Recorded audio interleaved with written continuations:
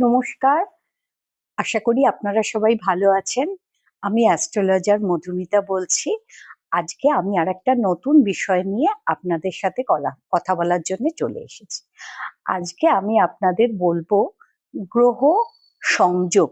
যখন দুটো গ্রহ কারোর এক ঘরে পড়ে যায় তখন তার নেচার কিরম হয়।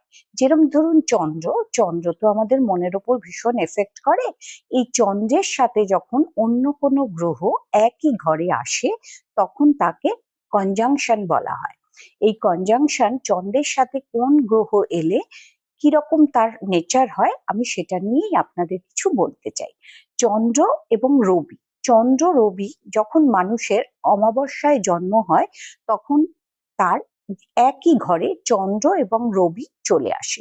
এই চন্দ্র রবি যাদের এক ঘরে থাকে তারা কি ভাবে, তারা নিজেদের খুব শ্রেষ্ঠ মনে করে এবং বুদ্ধিমান মনে করে। তারা কিন্তু সহজে অন্যের কথা খুব একটা মানতে চায় না এবং তারা একটা মানসিক অশান্তিতে সবসময় ভোগে।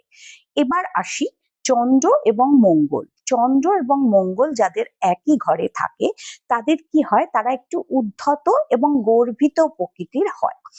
এরা রেগে যায় সহজেই এবং খুব মানে সামান্য কারণেই লোকের সাথে ঝামেলার মধ্যে জড়িয়ে পড়ে। এবার আসি চন্দ্র এবং বুধ। চন্দ্র বুধ যাদের একই ঘরে থাকে তারা কিন্তু স্বভাবে ভীষণ ছেলে মানুষ হয় এবং কি করে, মনের অস্থিরতা সবসময় একটা চঞ্চল ভাব তার মধ্যে থাকে এবং অনেক ভুলভাল এমন কোনো কাজ করে ফেলে যার জন্য সে নিজেই পরে অনেক দুঃখ পায়। এরপরে হলো চন্দ্র এবং বৃহস্পতি। চন্দ্র এবং বৃহস্পতি হলো খুব ভালো একটা যোগ, কারণ চন্দ্র এবং বৃহস্পতি দুটো শুভ গ্রহ যাদের একসাথে থাকে তাদের ভাগ্য এমনিতে খুবই শুভ হয় এবং তাদের চাহিদা অনেক কম থাকে, অল্পতেই তারা সন্তুষ্ট থাকে এবং তাদের টেনশন জীবনে খুব একটা থাকে না। এবার আসি চন্দ্র এবং শুক্র। চন্দ্র এবং শুক্র যাদের একসাথে থাকে তারা একটু ভোগী প্রকৃতির হয় এবং চাহিদা তাদের সবসময় খুব বেশি থাকে। অনেক কিছু পেলেও জীবনে তাও তারা নিজেদের খুব একটা সুখী ভাবে না, তাদের আরো চাহিদা তৈরি হয়। এবার আসি শনি চন্দ্র। শনি চন্দ্র যাদের এক ঘরে থাকে তারা খুব মানসিক টেনশনে ভোগে এবং সমস্ত কাজই তারা খুব স্লোলি করে, কাজের মূল্য খুব একটা জীবনে পায় না আর সব সময় একটা অজানা আশঙ্কায় ভুগতে থাকে।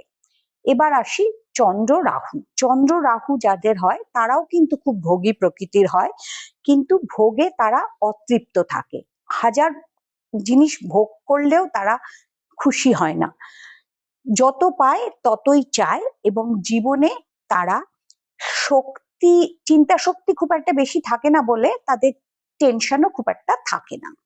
এবার আসি চন্দ্র এবং কেতু। চন্দ্র এবং কেতু যাদের এক ঘরে থাকে তারা দেখবেন সবসময় খুব আতঙ্কে ভুগবে, অজানা আতঙ্ক, মানে কখনো কিছু হবে না হয়তো, কিন্তু সেটা নিয়ে তারা একটা টেনশন করতে শুরু করবে। এই জন্য তারা জীবনে খুব একটা শান্তি পায় না। আমি ছোট্ট করে আপনাদের এই চন্দ্রের সমস্ত কনজাংশন নিয়ে আলোচনা করলাম। বিশদে যদি জানতে চান আমি নিশ্চয়ই পরে আরো বিশদে প্রোগ্রাম আপনাদের করব। আর আমার এই প্রোগ্রাম যদি আপনাদের ভালো লাগে তাহলে আপনারা সাবস্ক্রাইব করবেন, তাহলে আমি যখনই কোনো প্রোগ্রাম দেবো আপনারা সেটা দেখতে পারবেন। আর যদি প্রোগ্রামটা ভালো লাগে তাহলে আপনাদের বন্ধু বান্ধব চেনা পরিচিত সবার সাথে শেয়ার করবেন, যাতে এই প্রোগ্রামটা শুনে তারাও কিছুটা উপকার পেতে পারে। আজকে তাহলে আমি এখানেই শেষ করছি। সবাই ভালো থাকবেন। নমস্কার।